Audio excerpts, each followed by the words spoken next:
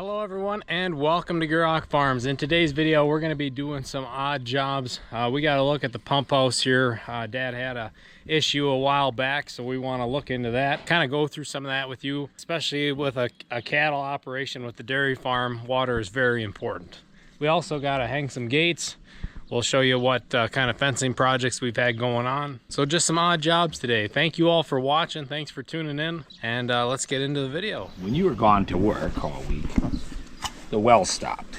This is the original well here. And then of course Mom comes out and says, hey, there's no water. And then you know, middle of a nice day here, you start brainstorming what could have went wrong. Some of this stuff has been in here a while. This is a pressure switch. But I always like to keep one of these on hand, and I'll show more of that. But anyway, since Aaron's here, it's a nice day. I'm gonna open this up because this was all put in when you were pretty small. And I just thought when Dad's gone, at least somebody knows what's what. Because we never open this up just because. It's kind of a... Yeah, and now you guys will know what's what. We'll have no excuses to not know what's what. Yeah, so in case he forgets, you guys remember. But anyway, you're gonna need to set that down somewhere.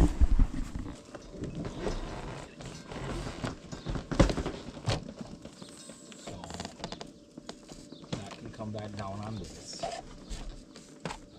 Now I got this very well insulated. There was a kind of a small hut here back when I came here, but it's kind of getting bad, falling apart a bit. And we had to replace a bunch of the well components, so I made it a little bigger. I built this house so that we can take this roof off. We might need a little more help. Usually there's a nice big beehive in here or something, you know, that we have to deal with. Otherwise it's cold outside, so there's never a good time of the year to mess with this stuff. But like you said, it's pretty important. So I've always kind of made it a rule, just like the plumbing in the barn, to keep one of these switches on hand. And you can get these at Menards or any plumbing store. Let's take a quick look here. So I'm always one to make notes. So there on the insulating stuff, I wrote 62 feet, the well depth, so you can hear it's running now. And 50 feet of pipe. So the pipe that goes down into the center of the well is 50 feet, but the well depth is 62 feet.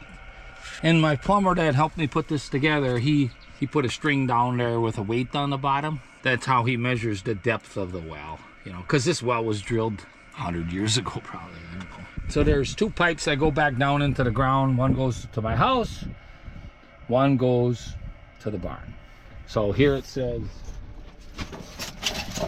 I just wrote with a marquee on here, the blue valve, which is on the other side, goes to the barn. I got over there yellow to the house. So that's for you, Aaron, or you and your brothers to know what's going on here. There's a faucet here. That's kind of for the plumber when they're doing the checking it. They can put a hose on there and they don't have to actually go in your house to run the water. So your power cord comes in. I got out here. So I got underground wiring coming up into here. There's a fuse panel in here. And then we just put an outlet in case we needed power out here for other reasons. But so we're gonna work on this. You can cut your power here. You don't need to necessarily go into your power box in the house. That's this cord, goes into the pressure switch. And then these three wires that come out go down into the well. There's a submergible pump. And you guys could probably look it up on the internet, but it's probably about 2, maybe even 3 feet long, 2.5. And this is a very small casing. It looks like a 3.5 or a 3. I mean, the old wells weren't as big. I think the newer wells are 6-inch, or maybe that's considered to be a 4-inch or whatever it is. But they didn't make submergible pumps to go down there way back before the 90s. So this was put in the early 90s. I had this redone. So here you got your pressure tank. There's a balloon inside here. Same as set up by the barn, because I got a well by the barn too for water. So this well will water all our house stuff and our milk house. And my state inspector, whether I sell milk or not, they inspect the wellhead, make sure it's all sealed good so nothing foreign can get down there. Because anytime you drill a hole through the earth, you're inviting in something foreign, where normally the water's got to get filtered through the earth to get down there. So that's all apparently right. So anyway, I'm going to show you this. This is the old one. I just kept it just for reference. So your wires go in here. It's 220. And there's these two springs here. And then if you read the fine print, I think what they are, they shut off at 50 pounds per square inch and they turn on at 30 pounds per square inch. And then you got the ground screws there. So basically this contact stuff went bad, just from moisture, just from use. And you could imagine over, this could be a 20-year-old switch. Every time you flush the toilet or do whatever, this is gonna turn on. And then you got a small water line that goes into the back of this. That's your pressure. So as that pressure builds, it will shut itself off. So if you just run your water for just to get a glass or two of water, this is not going to turn on. You probably have to run maybe 4 or maybe even 5 gallons before it actually turns on. I mean, depends on how big your pressure tank is. And then I'm not even sure what kind of air pressure they got in that balloon, but that was already charged when you purchase it. So that's generally how this works.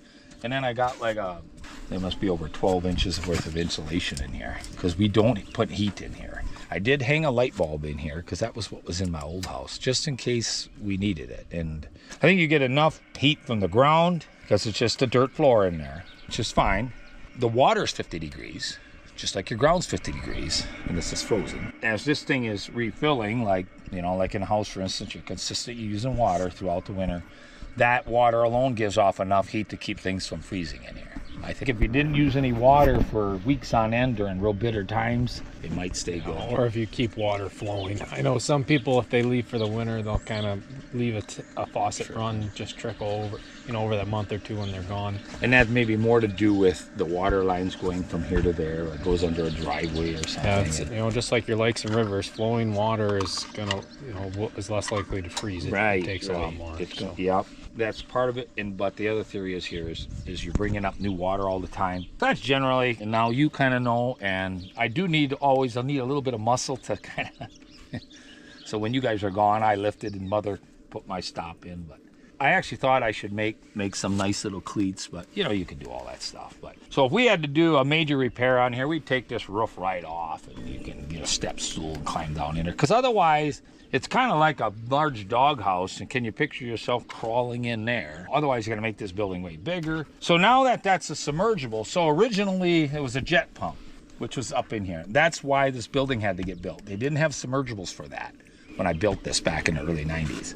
And then later on, they came out with those submergibles, and my jet pump had problems, and we put that down there. So now this tank could have been in the house, and those pipes you see there would have attached down into my casing way under grade, which would have been below the frost line. So all those valves and stuff would have been in the basement of my house. Pressure switch would be in the basement of the house, and electrical and all that stuff. So you wouldn't have this. All it would be is that you'd see that steel casing sticking up out of our lawn. Maybe you'd put some flowers around it. So just like over by the barn. Yeah. So that's how that works. So we're going to throw this back together.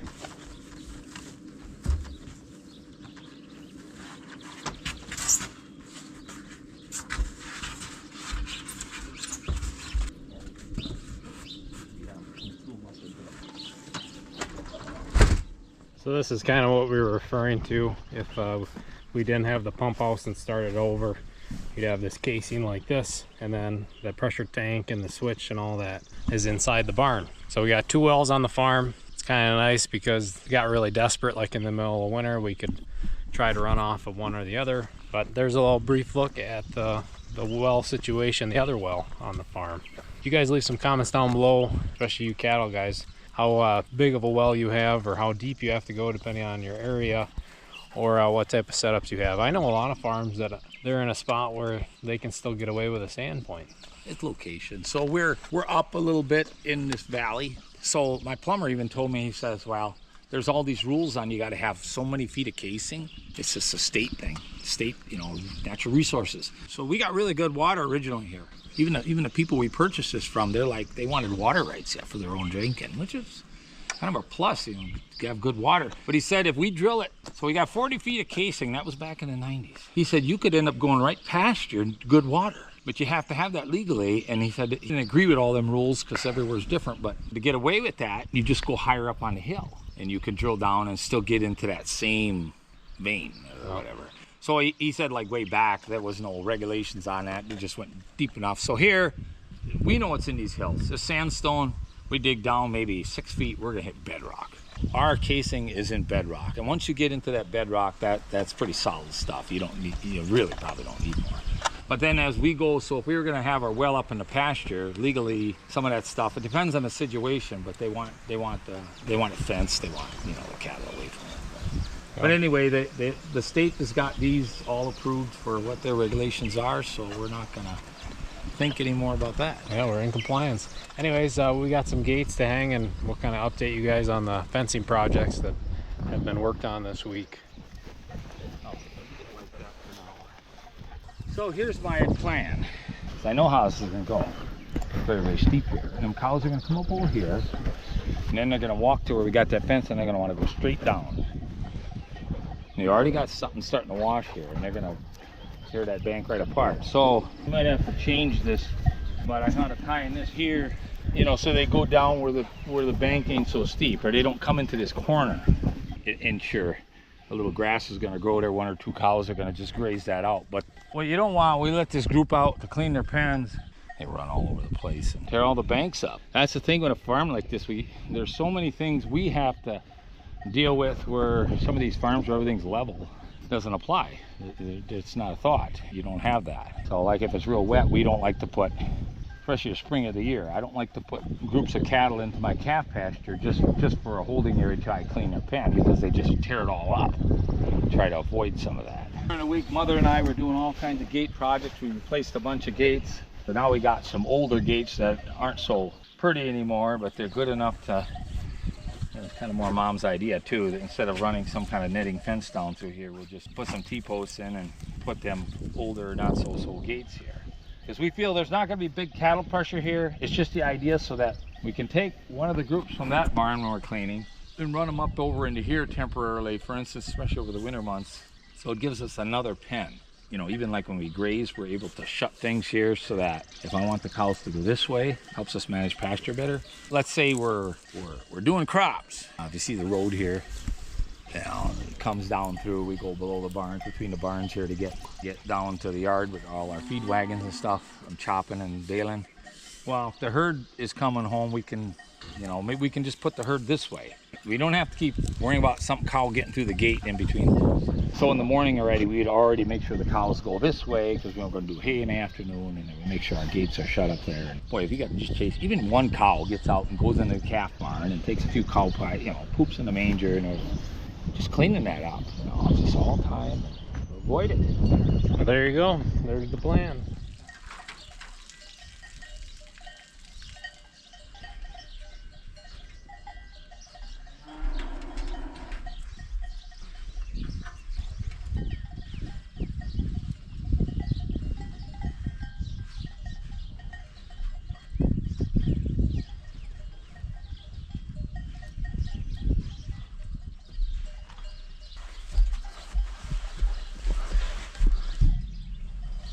Okay, shove the gate that way.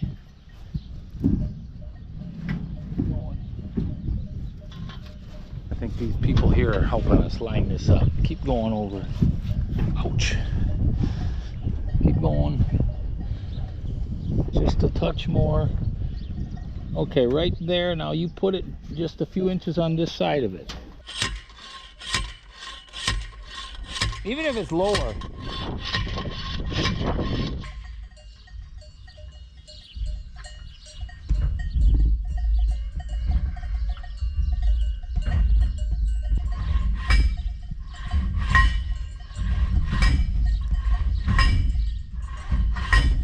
Them cows up there. It's gotten real windy. They're all laying on top of the hill, that's why the grass grows so fast up there.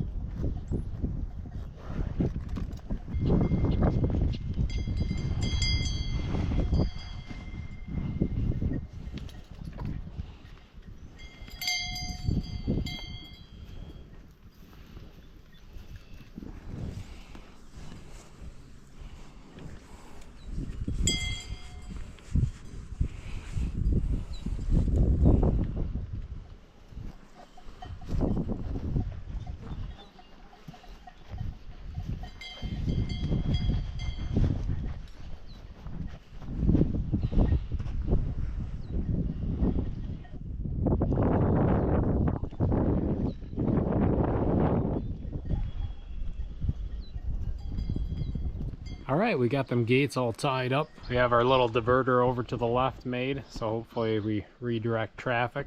Like we were saying, this isn't really a permanent fix. We want to kind of feel out how the cows are going to flow there, if that's going to work out the way we're hoping before we, invest in putting a couple posts in and actually firmly bolting stuff together and clamping it on and things like that.